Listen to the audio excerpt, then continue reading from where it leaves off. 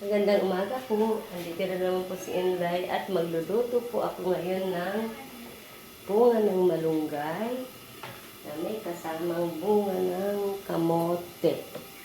At syempre pagigisa natin sa kamatis at sibuyas na may halong konting baboy. Ito po yung baboy Bali niluluto ko siya sa konting tubig. Pinagmamantika ko po siya. And then, yung mantika niya ay yun po yung pag-iisa po natin.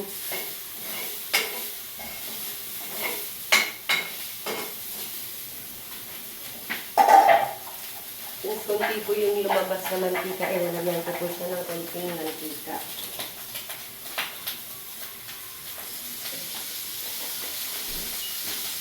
So, ito nga. Tumatalsik-talsik siya.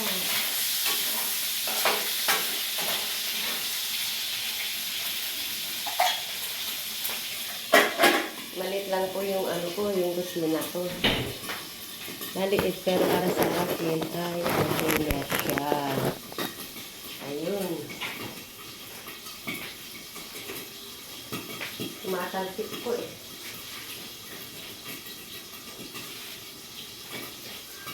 Sa probinsya, dati, ito po yung lagi namin inuulam. Mula pagpano ng malunggay. Ilocana po kasi ako, kaya mahilig po ako sa gulay. Lagi nga ito, paborito ko po ito. Bukod sa ampalaya. Laking malunggay po ako. Kasi nga, sa probinsya po ay may tanim po kaming malunggay. Maraming malunggay. So, haluin po natin. Nakakatakot po yung tingisan. Nakakit yung mantika. So, okay na po siya. So, pwede na natin ilagay yung sibuyas.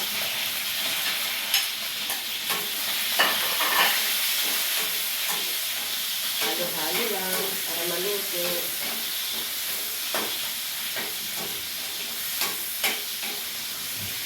Lagay na po natin yung kamatis. Maraming kamatis.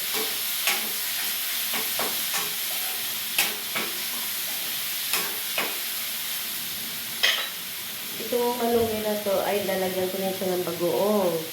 Pero mamaya na po.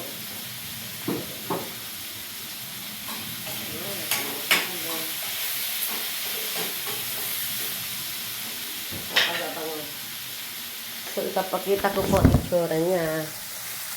Paano bang magpakita? Saan ba yung niya? Ganyan ata. Ewan. Yan ata. Ganyan ata. Ito. Ewan ko kung nakita niyo. Gisa-gisa lang. Magkamaluto yung kamatis. Ayan.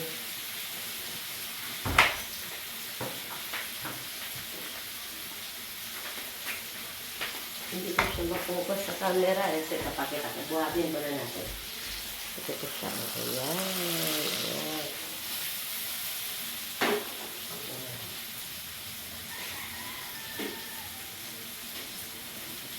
Tapos ay ilagay na po natin ang kamote.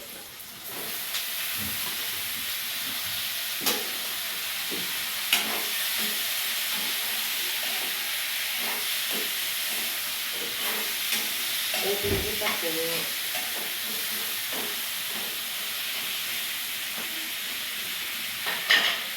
Lagay na rin natin itong bagoong para ma-absorb ng kamote yung lasa ng bagoong.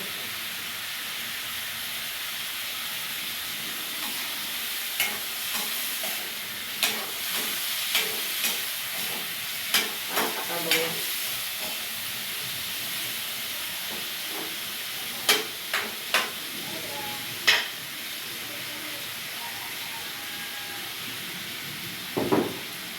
Lagayan ko ng grocery pero walang laman. Sa kanya lagyan lang naman pag pag may pera. Karot. Ang laman lang bagoong. Ito yung display. basta. Wala pa yung ano, yung bonus.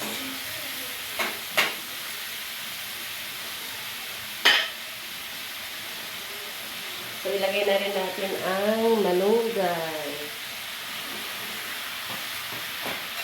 Ang kawali ko. Ang kawali malunggay ang luto ko ngayon. Isa-isa na ayun.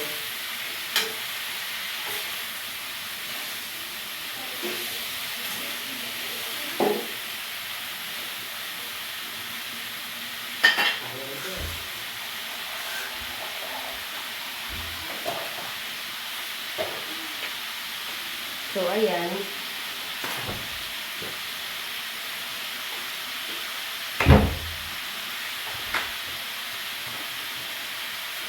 So, ito at lalagyan natin ng tubig para maluto po.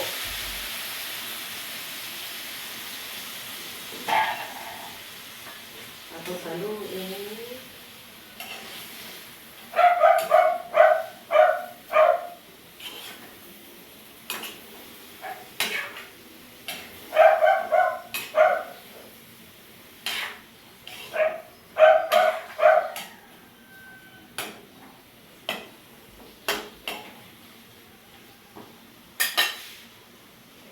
Dagdagan natin ang tubig.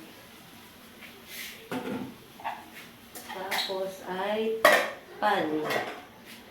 Okay. Kung ano-ano na lang niluluto ko. Pero masarap naman siya. Mas masarap ito kaysa mga karne-karne.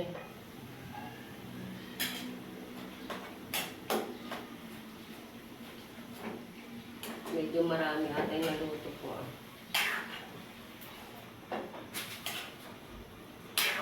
So, ayan. Yung kamote kasi pag nilalagyan ay siya po yung nagpapalapot ng sabaw niya. Tapos manamis na siya.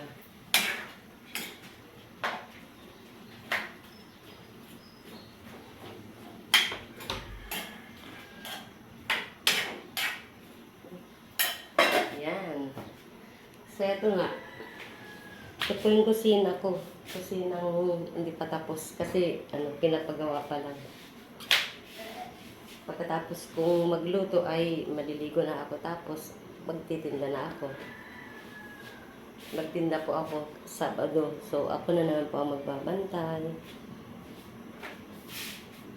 Sayang din po yung kain eh.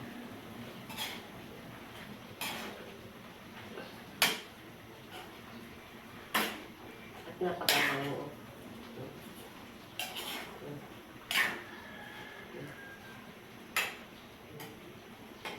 Tingnan niyo po, ito po siya. Ito po yung tsura ng niluluto ko. Malunggay at kamote.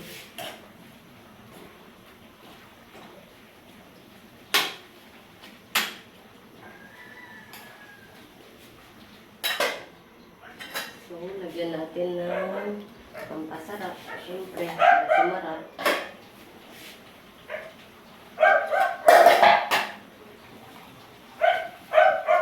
Kunti lang naman. Pampalasa. Kunti ka rin katulog ka rin. Pag nagluluto kasi ako, hindi ko tinitikman eh. Tansya-tansya lang eh. Kasi pag tikman ko, feeling ko busog na ako. Yung feeling ko hindi na ako nakakain. Kaya minsan yung timpla ko may maalat. Minsan nakakadami ko yung asin or ano.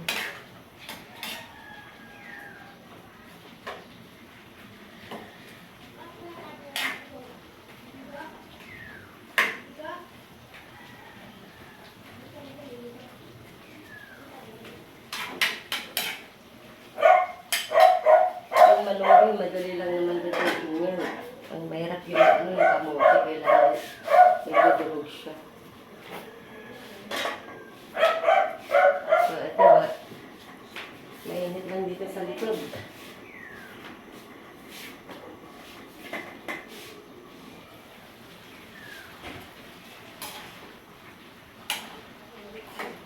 Ewan ko pa, parang Parang nasasanay na akong nagluto na may video. Ayun na lang ito. Wala na masama.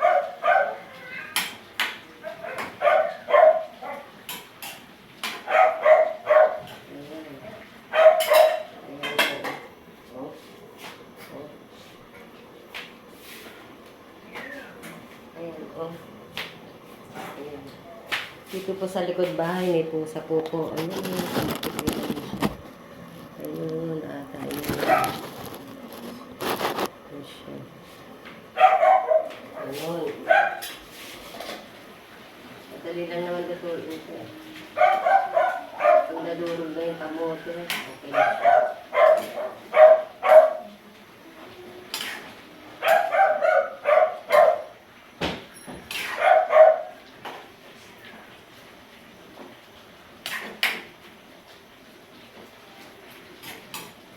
Bango. Ayan, pakita ko lang yun. Pakita ko lang yung texture na niluluto ko. Ito siya. Ayan. Ito yung po, sarap. Ibang hapunan na to.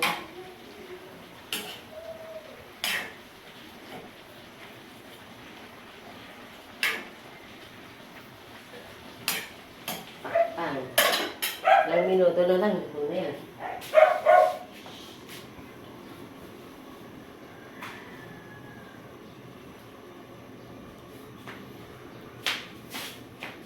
Ito yung lagi kong ginagawa, magluto.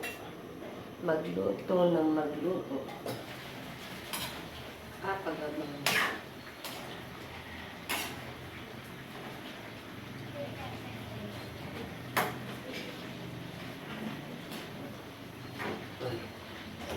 Ganda po ng texture ng sabaw niya. May pagka-orange yung sabaw niya. Yan, orange yung kamote.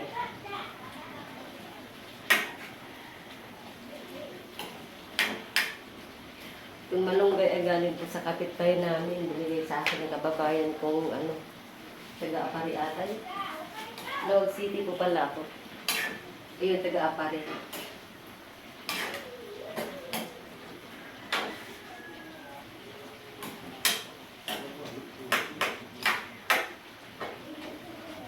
Alam niyang paborito ko to eh. Kaya nung namitas sila kahapon ay talagang hindi niya ako nakalimutan bigyan. Sabi niya, kabayan. Ito yung paborito mong malunggay, sabi niya. Kaya tuwang-tuwa naman ako dahil ang mahal kaya ito. Sobrang mahal. Yung 20 pesos. 5 piraso lang atay naman nun. Minsan yung iba matigas pa.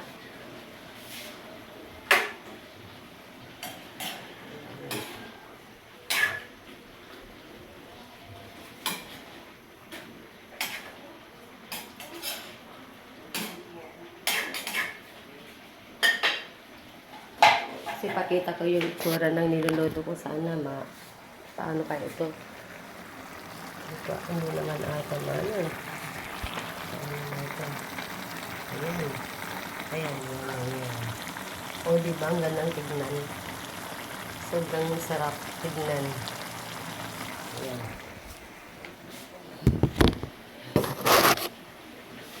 Ayan na, oh. Oh. Ang sarap ng luto ni Inday. Walang alam lutuin kundi gulay. Gulay ng gulay. Yung magagawa ko, yun ang kayang lutuin. Kain po ito lang mayaman. Kadalasan naman kinakain ng mayaman ito. Mayaman daw, oh. Mayaman po sa kabaliktaran.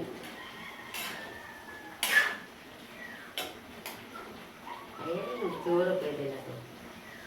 Yung balong luto na eh. Yung balong, sobrang bango. Kailan ko ito sabaw lang. Ayaw ko yung masabaw. Dali din naman ito ilang brown. Minsan naman ito. Ito na yung malunggo. Sarap. Siya,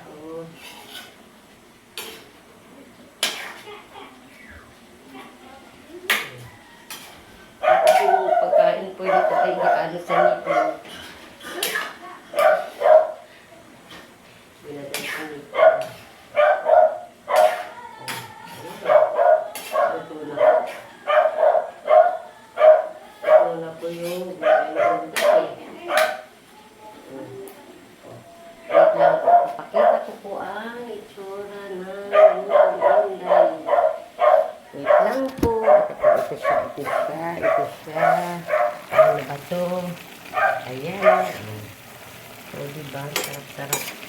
Sarap-sarap. Isang kawali yan. Isang kawaling maliit. Okay. Tapos na po magluto si Inday. Salamat po sa panunood. Hello. Bye-bye. Thank you po. Please like and share.